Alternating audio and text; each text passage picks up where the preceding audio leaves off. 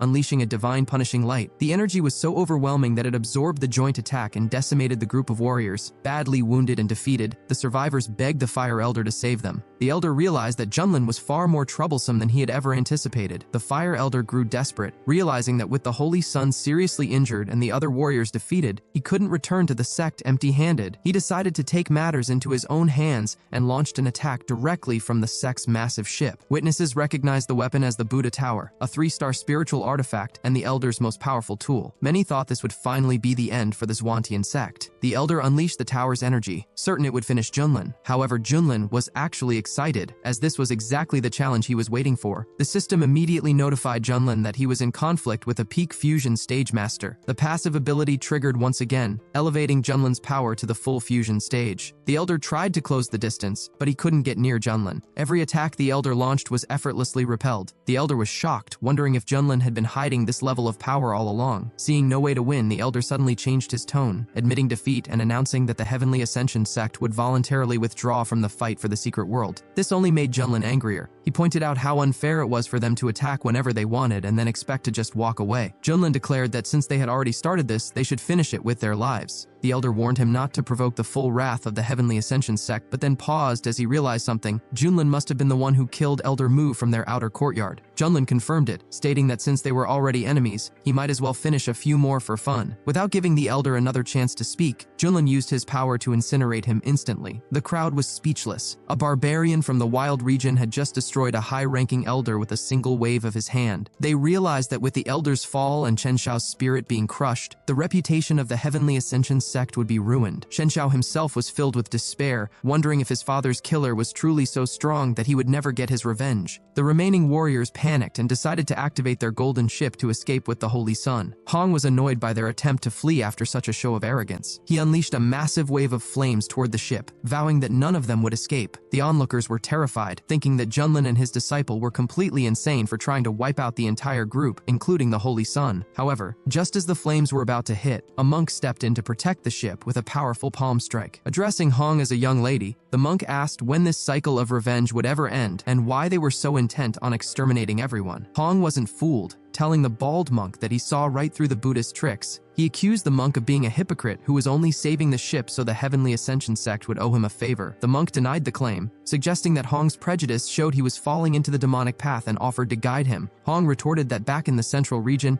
he despised people like this monk the most, those who act for their own benefit while hiding behind a mask of virtue. He declared that even if he chose the demonic path, he didn't need the monk's instructions. The monk decided that since Hong was stubborn, he would set him on the true path by force. Hong felt an incredible pressure radiating from the old monk, who was clearly at the peak fusion stage. Just as the tension peaked, Junlin stepped in front of the monk. He asked if the monk was really trying to bully his disciple while he was distracted. The monk tried to play it off, saying he only wanted to give the student some guidance. Junlin mocked the idea of the monk being worthy of instructing his disciple. Hong felt the same way, thinking it was ridiculous for a mere fusion stage monk to try to lecture a reincarnated true immortal. Hong thanked his mentor for the help, though he was frustrated that the old bald monk had allowed the ship to escape. The monk replied that he simply felt things had gone too far and decided to intervene to maintain peace. He added that if Junlin felt differently, he had nothing more to say. Junlin asked if the monk really thought he could just show off and then walk away, telling him to stop acting and face the situation. The monk asked what Junlin meant by that. He reminded Junlin that the floating temple was one of the most powerful Buddhist orders in the eastern region. He noted that Junlin had already made an enemy of the Heavenly Ascension sect and questioned if he really had the courage to oppose the Buddhists as well. Junlin told the monk that he was being quite clever. He pointed out that the monk had done nothing but manage to create a massive debt of gratitude for himself, leaving all the dirty work for Junlin to clean up later. Since the monk claimed to be so enlightened, Junlin mockingly asked why he couldn't predict the date of his own end. The monk stated that Junlin's words were becoming disrespectful. Junlin didn't wait and launched a fire attack, asking what the monk planned to do about it. The monk tried to defend himself with a golden bell technique, but his defense was too weak and he was injured by the strike. Struggling to stay on his feet as he landed, the monk told his mentor that the immortal was mocking them. He asked if Junlin truly believed the floating temple was a weak target. The mentor replied that since Junlin was being so persistent, he shouldn't be blamed for showing no mercy. He then summoned the massive image of the Dharma Buddha. Junlin watched the spectacle without moving. Onlookers noted that the mentor was using a high-level Buddhist manifestation technique and held a 3-star spiritual artifact in his hands. They whispered that Junlin had lost his mind. After offending the Heavenly Ascension sect, he was now making enemies of the Buddhist orders. They wondered if he was simply tired of living. The mentor told Junlin that he had been given a chance but was far too stubborn, so now he would be calmed down by force. He raised his weapon and unleashed a powerful resolution attack. Junlin stood perfectly still, remarking that he found the situation interesting. He then summoned the heaven burial coffin and stopped the entire attack with a single hand. The monk was stunned, unable to comprehend how Junlin had accomplished such a feat. Meanwhile, Junlin noticed that as his level increased, the coffin had evolved from a 4-star artifact into a 6-star artifact. He told the monk that if that divine ability was all he had, then it was time for them to go inside. The junior monks were terrified, screaming for their teacher to save them. The mentor was shocked, labeling Junlin a cursed evil person hiding within a sect. He shouted to his allies that Junlin was a heretic who needed to be destroyed immediately. The crowd watched in awe, wondering if anyone else would dare to risk a fight. Hong realized that he had been right. His mentor was still hiding even greater layers of power. The monk warned Junlin one last time, asking if he really wanted to be at odds with the strongest Buddhist sect in the region. Junlin replied that nothing irritated him more than hypocrites like them. He stated that he had no limit on who he would fight. His principle was simply to eliminate those who were fake. With a wave of his hand, he told the monk to stop talking and get into the coffin. After locking the monk inside, Junlin lifted the heavy artifact with one hand and asked the crowd who else wanted to attack. The Xuantian sect leader cheered, shouting that his brother had done an incredible job. Xiao was so stunned he asked if he was dreaming, even suggesting that someone hit him to wake him up. Su immediately obliged and punched him right in the face. When a bewildered Xiao asked why she did that, Sue asked if it hurt. He confirmed that it definitely did, to which she replied that this proved it wasn't a dream. Even the elders were in disbelief, marveling at the fact that the wild region had actually won and that one man had managed to suppress everyone on his own. A massive cheer erupted as the crowd welcomed their new heavenly ruler. Meanwhile, the defeated enemies from outside the region were left reeling. They couldn't believe they had been bested in a place they considered backward. They realized they had completely underestimated Junlin. Not only had he shaken the mighty Heavenly Ascension sect to its core, but he had also defeated the high priest of the Buddhist temple. However, they whispered that he had made mortal enemies today and that retribution would be merciless. Some of the rival clans, like the Zhu, plotted in secret, hoping the chaos would eventually play into their hands. Suddenly, a brilliant beam of light descended from the sky. The warriors shouted in excitement. The secret world had finally opened. Junlin was pleased, knowing his main task was now within reach. However, he first needed to clear the area of hostile outsiders. He announced that everyone belonging to the wild region had the right to enter and explore, but everyone else had to leave immediately. The outsider clans were deeply dissatisfied. A young master from the Shui clan complained that they hadn't even been in conflict with the Zhuantian sect, yet their path was blocked. He lamented that his elders weren't there to stop such lawlessness. However, a wiser warrior advised him that fighting a battle with a predetermined outcome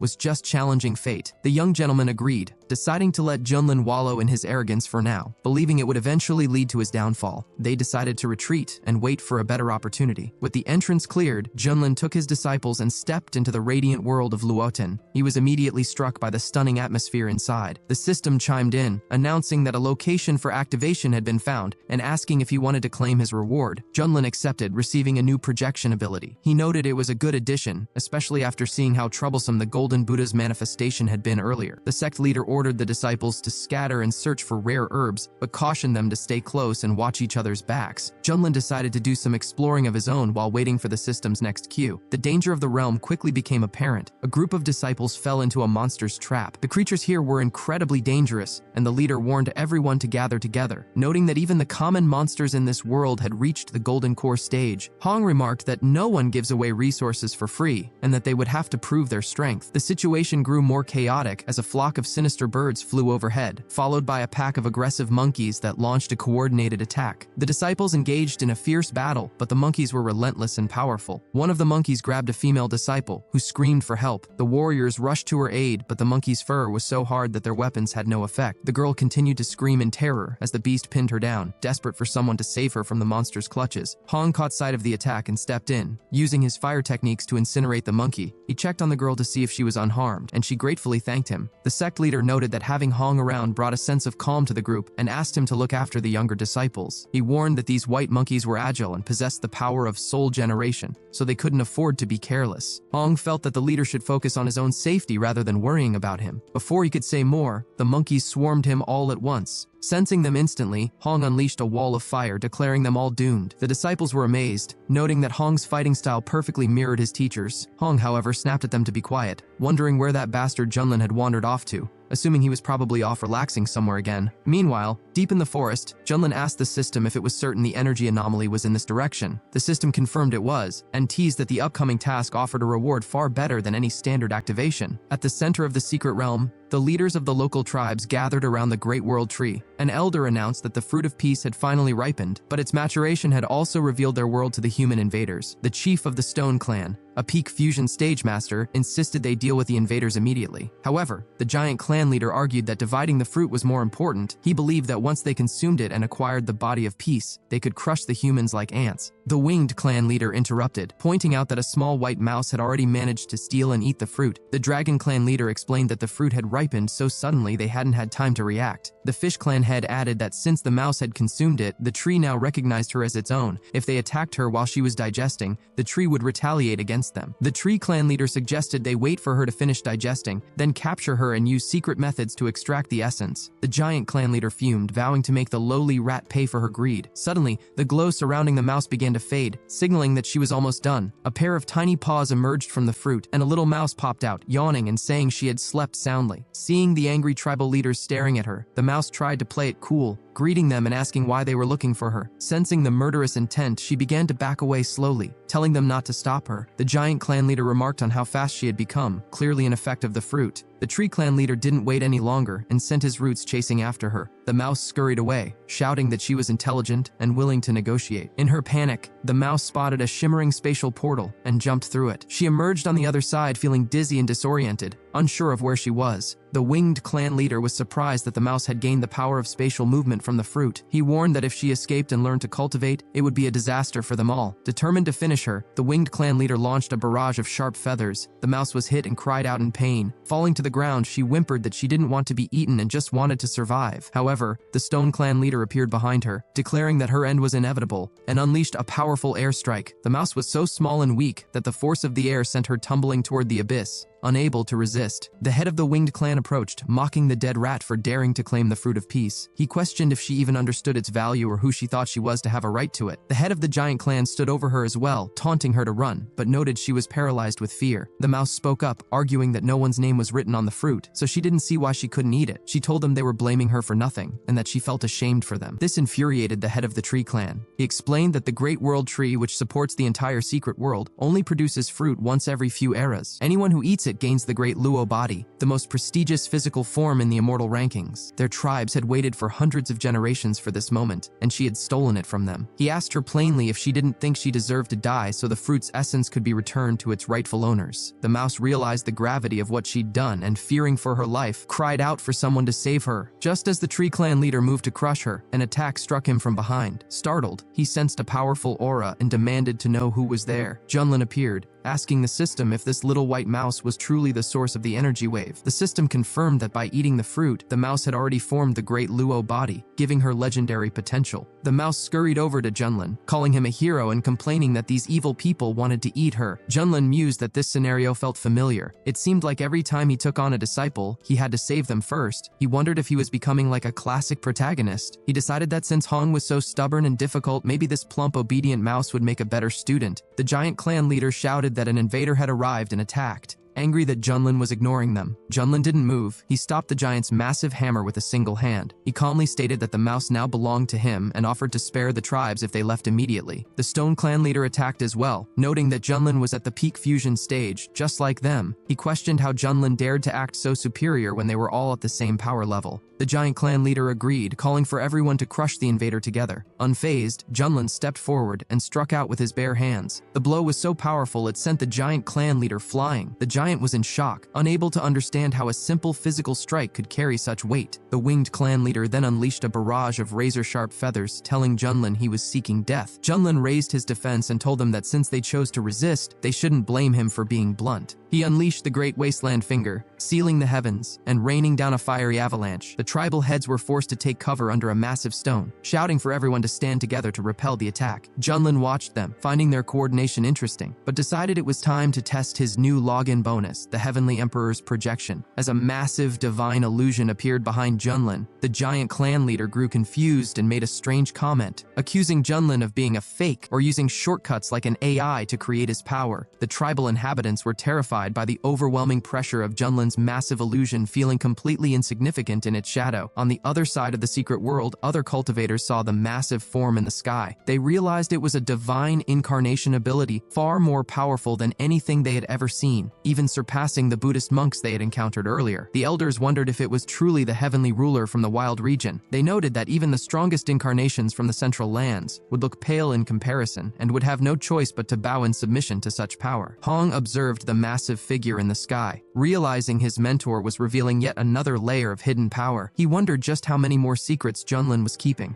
As the Heavenly Emperor's projection towered over the forest, Junlin's voice boomed, asking the tribal leaders if they truly dared to resist the heavens. When they chose to fight back, Junlin showed no mercy and ordered the projection to finish them. The Stone Clan leader, being the strongest among the tribal heads, launched a desperate frontal assault. Junlin met him with a heaven-splitting blow. A wave of intense fire engulfed the stone giant before he could even move, ending him instantly. The Tree Clan leader was paralyzed with fear by the overwhelming force. Seeing the tide turn, the giant clan leader tried to negotiate, acknowledging they had been reckless and suggesting they stop fighting. since there was no reason to destroy one another. Junlin wasn't interested in a fake peace. He knew they would have finished him if the roles were reversed. He lowered his fiery palm, ignoring the tribe members' screams as they cursed his cruelty. Junlin noted to himself that while the Emperor form was devastatingly powerful, it had already drained 80% of his energy. He realized he had to be careful not to overextend himself. With the battle over, Junlin looked around for his future disciple. He was annoyed to find that the obedient little mouse had used the distraction of the fight to scurry away. The system informed him that the mouse was indeed nimble, thanks to the Great World Tree Fruit, but he could still catch her if he exerted some effort. Junlin tracked her through the dense forest, noting that without the system's help, she might have actually escaped him. The mouse was panicking as she sensed Junlin approaching with terrifying speed. She couldn't understand how he was finding her in such a vast wilderness. Suddenly, Junlin teleported directly in front of her, stopping her in her tracks. He picked her up and gently stroked her, asking why she had run away after promising to be his servant. The mouse whimpered, explaining that his aura was so frightening she feared he intended to eat her just like the tribal leaders did. Junlin teased her, musing aloud that while he had tasted beef and horse, he had never tried rat meat. The mouse desperately argued that rat meat was sour, tasteless, and would surely cause him a stomachache. Junlin laughed, saying her intelligence made her even more interesting. He looked at the plump creature, marveling that she possessed the body of the great Luo, the strongest immortal physique, yet was so easily frightened. He decided that if she wouldn't be a student, she would make a great pet. 2 hours later, they stopped to set up camp. As Junlin prepared a meal, the mouse woke up from a nap, lured by a delicious aroma. For a second, she feared she was still in danger, especially when she saw a large cauldron over the fire. She worried Junlin was planning to cook her after all. Junlin called her over, warning her not to make him chase her again. He handed her a piece of cooked meat and chuckled at her cowardice, telling her there was no need to be so afraid. The mouse began eating greedily, exclaiming that the meat was delicious and asking what kind it was, as she had never tasted anything like it. When Junlin told her it was a rabbit, the mouse was momentarily shocked, protesting that rabbits were too cute to eat. However, when Junlin glanced at her, she quickly changed her tune, suggesting that bunnies were indeed much better to eat than mice and asking for another piece. Junlin told her she could have more on one condition: he would be her owner and her mentor. The mouse was surprised, wondering if she truly deserved such an honor and if being his student would be dangerous. Junlin told her she was overthinking it. As his student, she would eat well, and he would protect her from any threat. The mouse happily agreed, declaring that she loved having a powerful patron. She formally greeted him, introducing herself as Xiaoxi. The system immediately congratulated Junlin on accepting another disciple. As a reward, he received the divine ability of the 5 Wheels of Rebirth, a massive area effect technique capable of destroying everything in its path. Junlin was thrilled with the new power. When the system teased him about his noble nature, he jokingly defended himself, claiming he would never hurt a defenseless animal. Xiaoxi, confused, asked if he was talking to her. Junlin told her to focus, as he was about to pass on a special technique to her. He directed a beam of energy into her head, granting her the path of the Great Tao. Xiaoxi was amazed, feeling as though her mind had been instantly enlightened, and she thanked her teacher for the gift. Junlin told her to finish her soup and meat, as it was fully cooked. Xiaoxi found the meal wonderful, and felt that being his student was true happiness, vowing to repay his kindness. Suddenly, the sky above them began to fracture and collapse. Junlin asked the system what was happening to the secret world. The system explained that the life cycle of the ancient world tree Luo was ending, and it could no longer sustain the secret realm. It warned him to leave immediately. Junlin noted the urgency, but then noticed Xiaoxi was crying. She couldn't explain why, only that she felt an overwhelming sadness. Junlin realized it was because her body was now spiritually connected to the world tree. He told her they had to find the sect leader and escape before the world vanished. He opened a portal and moved instantly to the others. The sect leader was already shouting for his men to retreat safely, worrying about where Junlin had gone. Junlin stepped out of the portal and warned them all that the situation was critical. They had to evacuate the secret world right now. The sect leader was relieved to see Junlin, though he noticed only one of his students was present. Zhao curiously asked who or what Junlin was carrying in his hands. Junlin casually introduced the little mouse as his newest disciple. The leader was taken aback, asking what happened to his previous student. He pointed out that while the last one had a difficult personality, he possessed a divine appearance and incredible talent, whereas this new one appeared to be just a plump rat with no visible cultivation. Junlin brushed off the concern, assuring them that Hong had already exited the secret world and would be waiting for them outside. Once they emerged, the elders were glad to be back, noting that while the secret realm was dangerous, they had secured many rare resources thanks to Junlin. Hong approached his mentor, and Junlin introduced the 2 students, telling them they should live in peace and harmony from now on. Xiaoxi, the little mouse, looked back at the closing red portal and began to cry, realizing her home was disappearing forever. However, the situation grew dire, as various ancient creatures from the depths of the secret world also crossed over into the real world. A massive monster looked around, complaining that the spiritual energy in this new world was incredibly weak. A giant snake, asked if the two-legged creatures were the humans mentioned in ancient records, mocking their weak cultivation. A rhinoceros monster suggested that since they were in a new environment, they should focus on adapting, taking over the land, and redistributing the territories among themselves. The winged clan leader added that they should enslave the humans first. The sect leader's face went pale. He explained that these were ancient relics, creatures from the deepest parts of the secret world whose power far surpassed anything they had faced before. He pointed out that there were hundreds of them at the spirit transformation stage and dozens at the fusion stage. He explained that these diverse races had survived for countless years in the secret realm, and if they united, they could rival the 5 strongest sects in the entire eastern region. Xiao asked if they could negotiate, but the leader said it was impossible. These creatures were essentially barbarians who had just lost their home. They would almost certainly try to take over the wild region for revenge. As the warriors began to panic,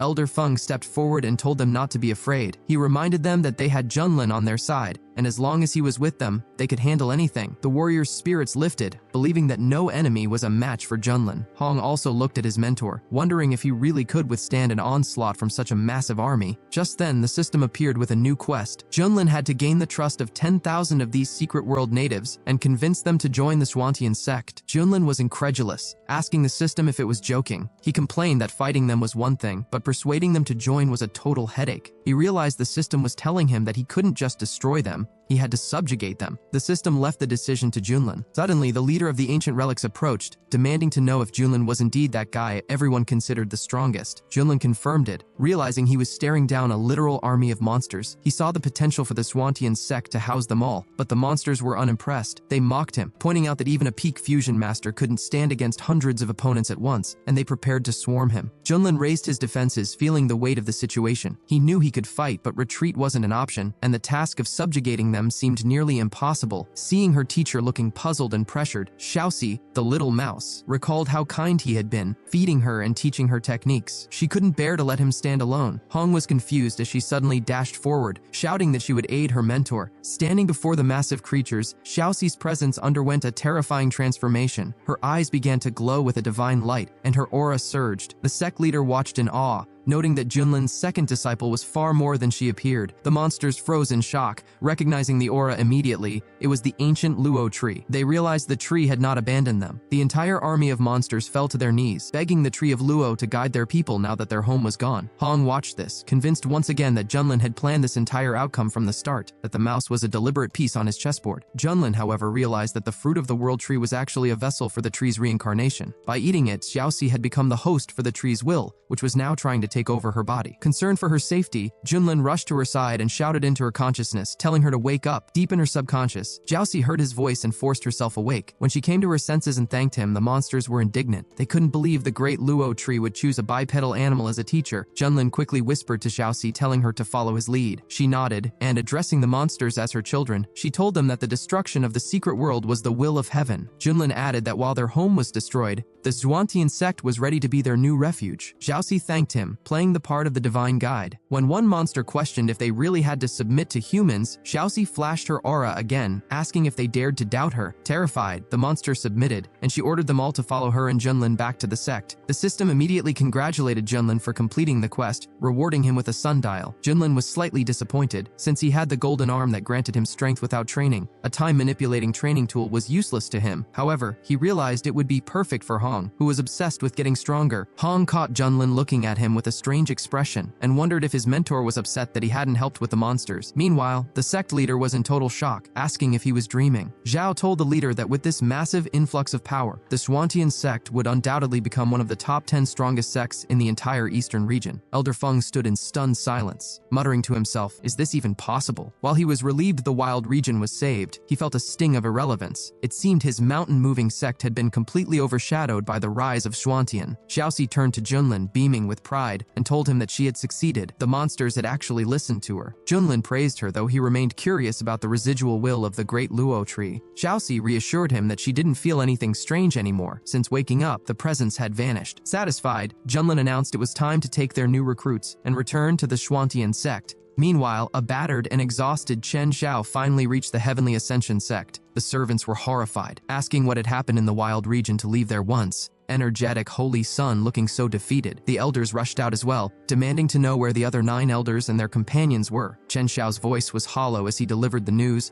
They are all dead. The sect went into an uproar. When asked who was responsible, Chen Xiao finally named the culprit, the Xuantian sect and peak master Junlin. News spread like wildfire across the eastern region. In taverns and market squares, people couldn't believe the barbarians of the wild region had killed 9 high-ranking elders and nearly ended the Holy Sun. Some argued that the world was changing, while others insisted that the Heavenly Ascension sect's ancient heritage of producing immortals meant the barbarians would soon face a reckoning they couldn't survive. In the Buddhist capital, the senior monks held a grim council. They noted that the Heavenly Ascension sect had officially declared war on the Xuantian sect, and the Buddhist temple resolved to join the fight to avenge their own blood. They began gathering forces to purge the demons. Back in the wild region, the collapse of the secret world had released a massive wave of concentrated spiritual energy. This poor, impoverished region was suddenly entering a golden age of prosperity as creatures and cultivators alike used the surge to strengthen their powers. With 10,000 new monster cultivators added to their ranks, the Xuantian sect was stronger than ever, but the looming shadow of a two-front war weighed heavily on everyone's minds. On the training grounds, the disciples whispered among themselves. They were nervous about the upcoming attack from the Heavenly Ascension sect and the Buddhists, but they took comfort in the fact that Junlin had been in deep meditation for days. They saw his constant cultivation as a blessing for the sect's safety. In reality, at the peak of emptiness, Junlin was lounging in the sun, completely unbothered by worldly affairs. Xiaoxi came running up to him, excitedly announcing she had finished preparing a new drink. Junlin, surprised by her speed, told her to bring it over. After taking a sip, his eyes lit up. It tasted exactly like the modern drinks from his past life. He praised her work and generously told her she could make 50 more cups, allowing her to keep just one for herself as a reward. Junlin chuckled, realizing these recipe rewards from his daily tasks were far superior to anything in this world. Even an ice king would be impressed by his culinary masterpieces. Hong watched from a distance, shaking his head in disbelief. He couldn't understand how his mentor could be so foolishly focused on making money from strange drinks, while the entire eastern region was preparing for war. Junlin turned to Hong with a critical look, asking, "Where is my fried squid? Why isn't it ready yet? Look at Xiaoxi and how hard she works for me. You're even less helpful than a mouse." Hong gritted his teeth but replied that everything was nearly done. He served the food, asking if it was to the teacher's liking or if he needed to add anything. Junlin took a bite and casually told him to keep up the good work. Taking a chance, Hong asked for permission to train using the sundial. He explained that he wanted to grow stronger to ensure the sect's safety. Junlin sighed, noting Hong's usual impatience. He told Hong not to worry because the sect was perfectly safe as long as he was there. Hong secretly thought Junlin was just afraid of being surpassed. However, Xiaoxi chimed in, telling Junlin that if the elder brother wanted to train so badly, he should be allowed to go, and she would take over his chores. Junlin stood up and agreed, telling Hong to thank his sister for her insistence. Hong knelt and thanked them both, but internally he vowed that the day he emerged from his time-dilated training would be the day Junlin finally bowed to him. Junlin saw the look on Hong's face and knew exactly what he was thinking. He found it pitiful. He only grew stronger when faced with a worthy opponent, so Hong's rivalry only served to fuel Junlin's own progression. Xiaoxi then presented 50 new cups of her specially prepared tea. Junlin told her she could pick any cup for herself as a reward. As she happily drank, Junlin began petting her, remarking that while other people pet cats, he preferred his mouse. He noted that her fur felt wonderful. At the mention of a cat, Xiaoxi began to tremble in terror. Junlin laughed, pointing out that she had the ancient Luo body and 10,000 monster warriors under her protection. Yet she was still afraid of a creature smaller than her. Junlin asked why she didn't want to use the sundial to train, where 100 years inside felt like only one day outside. He told her it would greatly strengthen her Luo body. Xiaoxi whined, saying she didn't want to be away from her teacher for a century,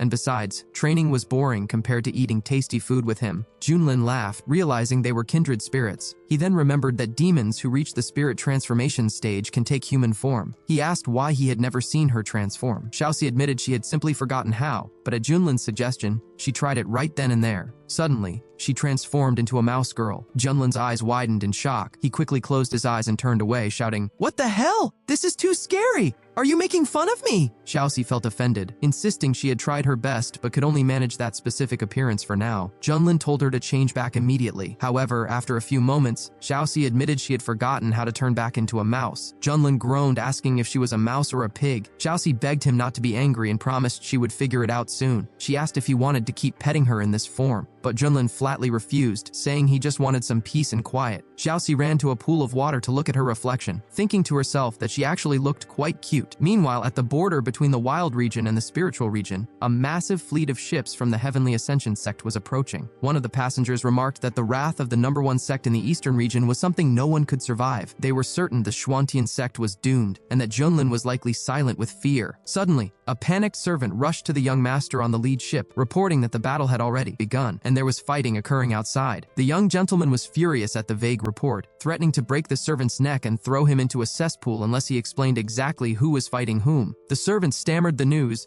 The Heavenly Ascension sect had launched a full-scale invasion of the wild region. The young master emerged from his quarters, a cruel smile on his face. He was overjoyed that the savages who dared to oppose him would finally face their numbered days. He anticipated a massacre that would put the wild region in its place. At the mountain-moving sect, the atmosphere was thick with dread. A massive army was closing in. The elders pleaded with Chief Feng, begging him not to try and be a hero this time. They urged him to run if things grew dire, reminding him that he was the symbol of faith for all local cultivators, and his death would be an irreparable loss for the region. Back at the Schwantian sect, the alarm was raised. The disciples scrambled as the cry went out, "The enemy is at the gate!" In the training area, Zhao emerged from his long seclusion. Despite 500 years of objective time within the sundial, he felt he was still just short of achieving the fusion stage. Realizing that isolation alone wasn't enough for a breakthrough, Su reminded him that without the pills and techniques provided by Junlin, he wouldn't have advanced a single step even in 1,000 years. Just then, the sect leader emerged, having successfully broken through to the fusion stage just before the battle. Suddenly, a terrifying shadow appeared within a pillar of fire. The leader gasped, sensing an aura that felt even more powerful than Junlin's. From the flames stepped Hong. Xiao, unaware of Hong's internal change, praised him as a worthy disciple of a great teacher, amazed by his monstrous growth. But Hong snapped, his eyes flashing with demonic arrogance. He didn't just speak, he attacked. When Su tried to intervene, reminding him they were of the same sect, Hong erupted into a chilling laughter. He declared himself the greatest master of the demonic path and a true immortal, mocking them as pathetic ants. He stated that if it weren't for Junlin, he wouldn't have wasted a second in such a place, but that everything had changed now. Su, thinking he had gone mad from training, threatened to complain to Junlin. Hong laughed at the threat. He claimed that, with his current strength, it was a question of who would tame whom. He demanded they hand over the sect's treasures to him rather than wasting them. When Xiao warned him of Junlin's punishment, Hong unleashed a wave of fire that forced them all back. The sect leader was horrified. Even at the fusion stage, he could barely withstand the pressure Hong was radiating. Hong looked at the approaching Heavenly Ascension army as a crowd of insignificant insects. However, he paused, confused as to why the sundial, which he intended to seize, hadn't moved an inch from Junlin's control despite his power. The leader pleaded with Hong, asking why the greatest genius of the sect would stoop to such villainy. Hong, enraged by the lecture, struck the leader with a light blow that sent him reeling, unable to resist. Hong sneered that letting them live was already a great mercy. Just then, the voice of the Heavenly Ascension army boomed over the hills, demanding that Junlin come out and accept his death. Hong flew toward them, eager to test his power, while the Schwantian elders tried desperately to stop him. Meanwhile, at the peak of emptiness, Junlin was calmly sipping milk tea, remarking that this was what made life worth living. Hong, watching from a distance as he flew toward the enemy, was disgusted. He viewed Junlin as a slovenly slob who had simply stumbled upon high blessings and rare resources by luck. Hong vowed that today, all those priceless resources and techniques would finally belong to him. Junlin beamed as he saw Hong emerge, exclaiming how much he had missed his favorite disciple. Hong, however, wasn't in the mood for pleasantries. He pointed toward the chaos outside, mocking Junlin for resting peacefully, while the Heavenly Ascension sect was literally at the gate. Junlin, still holding his tea, seemed genuinely confused, asking if the attack had already started. Hong sneered, realizing Junlin had been hiding behind his soundproof spiritual barrier. He told his mentor to listen to the screams of the enemies calling for his death. When Junlin finally acknowledged the war had begun, Hong made his move. He offered to save Junlin's life, but only if the mentor handed over every treasure and technique he possessed. Junlin acted shocked, asking what Hong was talking about, but Hong told him to stop playing the fool. It was time to a frank conversation. Suddenly, Xiaoxi came running up, carrying a plate of spicy chicken wings she had cooked for Junlin. When she saw Hong, she greeted him warmly, asking if he had finished his seclusion so quickly. Hong recoiled in fear at her appearance. In her mouse girl form, she looked terrifying to him. He wondered what kind of twisted tastes his mentor had to keep such a creature around, thinking the situation was beyond the bounds of common sense. The sect leader and Su arrived at the peak, shouting warnings to Junlin about Hong's betrayal. However, when they saw the girl with the mouse head, they froze in shock. Xiaoxi tried to reassure them, but the leader took a closer look and marveled at Junlin's exquisite and dreamlike taste in disciples. Junlin snapped at them to stop talking nonsense and asked why everyone was so tense. The leader explained that Hong had tried to seize the sundial and attacked his own sect members. Junlin turned to Hong, asking if it was true. Hong didn't deny it,